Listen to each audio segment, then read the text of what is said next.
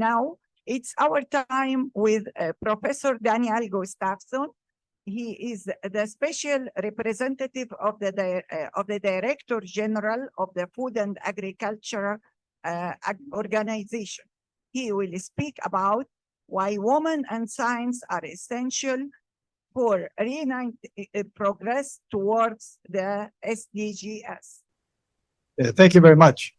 First, let me say how pleased I am to be here at the conference.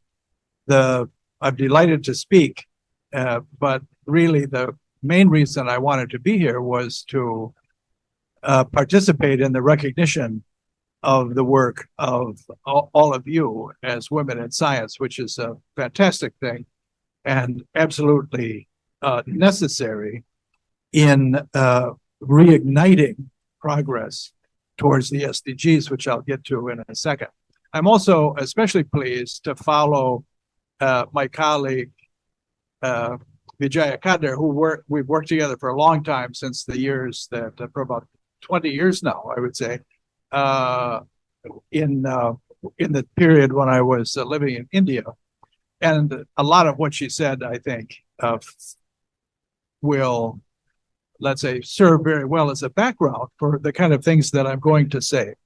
I think I should start really by saying, why are we talking about reigniting progress, right? It looks like progress, and why reignite? Well, the sad reality is that we stopped making progress in about 2014. We made very good progress. I'm thinking particularly with regard to poverty and hunger. Many of you will remember the Millennium Development Goals from 2000 to 2015. The goal was to reduce poverty in half. We went beyond that. Between 2000 and 2015, poverty decreased more than by half. And the goal for hunger was again to reduce hunger by half. And we didn't quite make that, but we made good progress. And I think most of us, me included, would have expected that in the millennium, in the Sustainable Development Goal period, 2015, 2030, we continue on an improving path. May not be, almost certainly not as fast as we would hope, but in reality, when you look at especially SDG 2 on hunger, we have made no progress, zero. We are worse off in 2023 than we were in 2015. If we are lucky, we will end up in 2030 about where we were in 2015. We are already quite a bit worse, partly because of COVID and other things, but we may be worse in 2030 than we were in 2015. How did this happen? This is not what we expected. And this is why I think this is sort of the backdrop to why we really need women and science to get back on track. And it is a really serious challenge. We've known for a long time, all of us, I think, that women's empowerment is the key to development. And when we think of empowerment, we think of decision-making, autonomy, women's recognition, and other things like that. And I think, which is all true, what we often don't think of, and Dr. Vijay had it in her slide, about women's economic empowerment is particularly critical. And for most poor women, they are farm women, or could be livestock or something. And when you think of economic empowerment of women, you need to think of farm women's economic empowerment.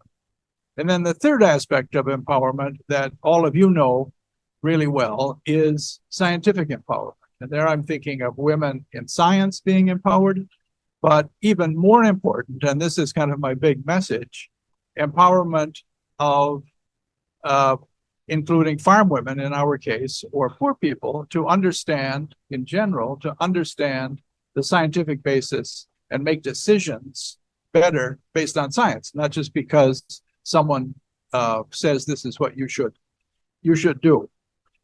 So I think let's look first at what happened? Why did we not continue progress? And certainly we think of COVID, and I'll get back to COVID in a minute. But the reasons that Dr. Cotter put up, we know quite well, on climate change, more severe weather, and the impact on lots of things because of climate, and also because of the other elements that she mentioned. But there were a few that she didn't mention that I think are especially important. One of those is conflict. And I know, especially for our colleagues from Yemen, Sudan, and elsewhere, conflict, you know what the impact of conflict is. It is absolutely destructive on so many levels in achieving SDGs. And conflict has gone up a lot since 2014. In fact, in the most recent number I looked at of the number of women and girls living in conflict-affected context was 50% higher last year than it was in 2017. I mean, it's a big jump. There are two other factors on this, I think, why we are not making progress. One of those is growing inequality. And we think of growing inequality, particularly between countries. Within countries, inequality, also a big issue. But the world had been moving steadily towards greater equality between countries since about 1940. And that has slowed down and, in fact, reversed during COVID. And then the other area, and this is, again, especially important for those of you working in science and technology and innovation, globally, the rate of increase in productivity increase in agriculture, which of course is the part that I know best, has been declining. It's still positive, but it has been declining. And we don't, I think, fully understand why that is. Economists have a way of measuring this called total factor productivity. You look at everything that goes in, everything that comes out. It had been going up at about 1.9% per year for a long time. Now it's dropped from about 2015 down to about 1.4%. Why is that? It isn't true everywhere. India, for example, remains at a high level. China remains at a high level. But globally, we are not achieving the benefits from innovation and technology and science that we were not that long ago. So this is, I think, something that's really quite worrisome. The inequality numbers, again, something very serious that I think is affects all of us, but especially between countries. It's a bad trend, needs to be reversed. I would say just a few comments about COVID, because COVID was really devastating on hunger, and it was devastating in ways that people didn't expect. What really caused the problem was not that we couldn't get food. What caused the problem was the lockdown. So people, especially in informal sector and especially in urban areas, could not sell things in informal sector, could not buy things in informal sector. They had to do sell assets, do all kinds of things. COVID was absolutely destructive for people who were previously doing reasonably well. The region that had the most impact, in fact, was South America. And South America was doing really well. That was the group that pushed for not for a reduction in hunger, but for elimination of hunger. They were certain they could get there. They went back during COVID to numbers of where they were in 2006.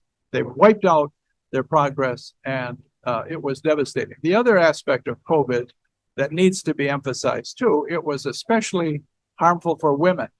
The difference in the way that FAO measures hunger between men and women's hunger increased a lot during COVID for reasons that we can all understand. That women carried most of the burden. They stopped work to stay home and take care of others.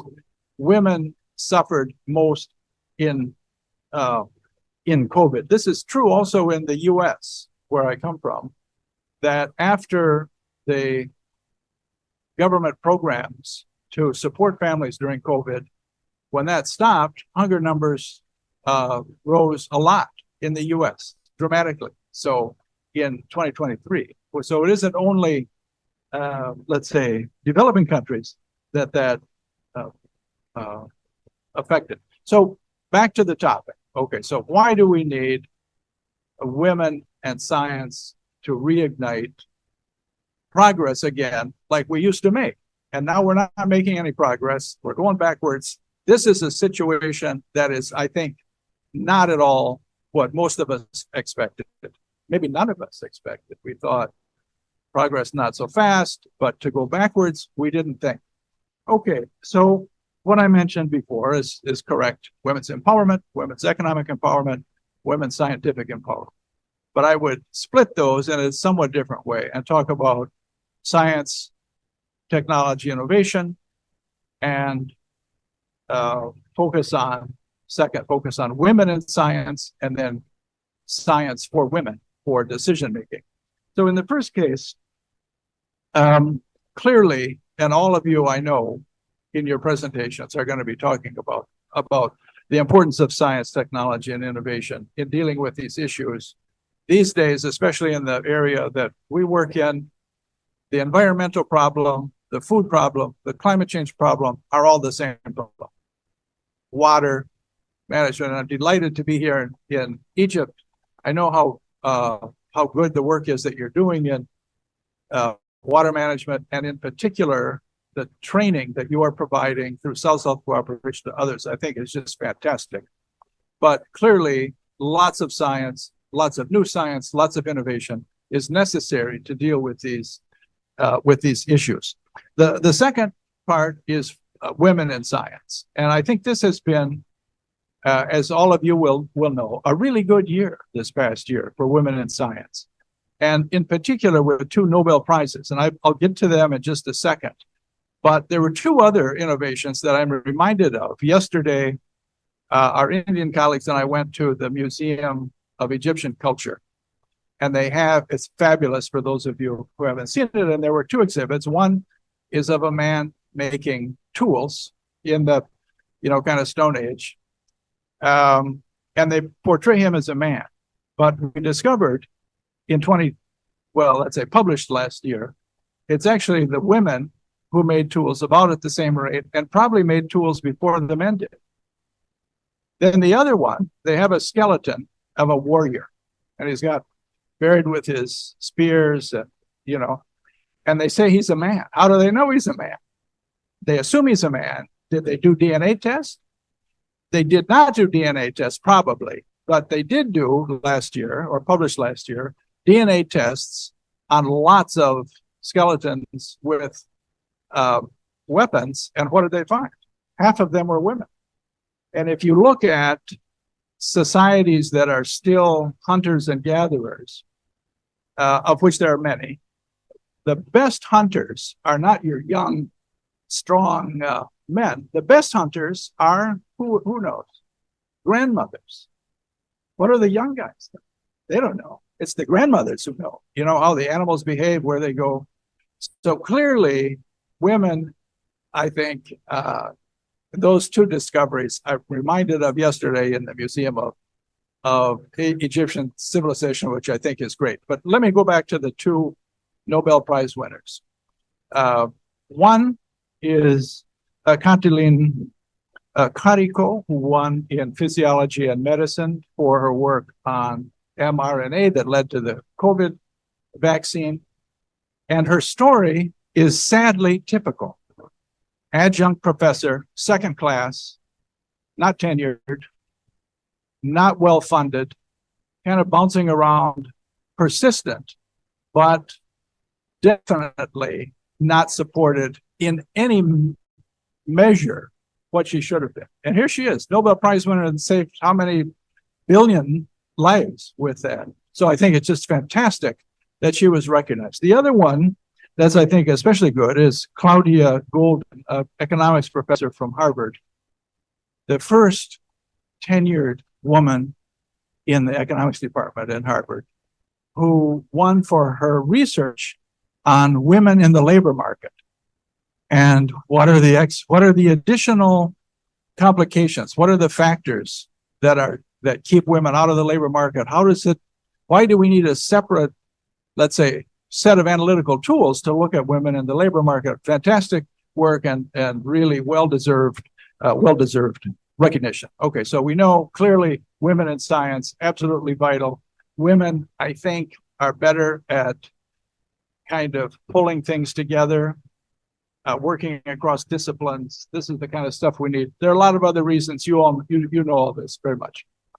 Then the final point that I want to make is science for decision making, and especially for women who are not scientists. And this has been in my work with FAO, particularly in Kenya and in India, together with Andhra Pradesh Agricultural University, in having women's groups work out practical experimentation over the length of a season, in one case on integrated pest management, in another case on how much groundwater there is.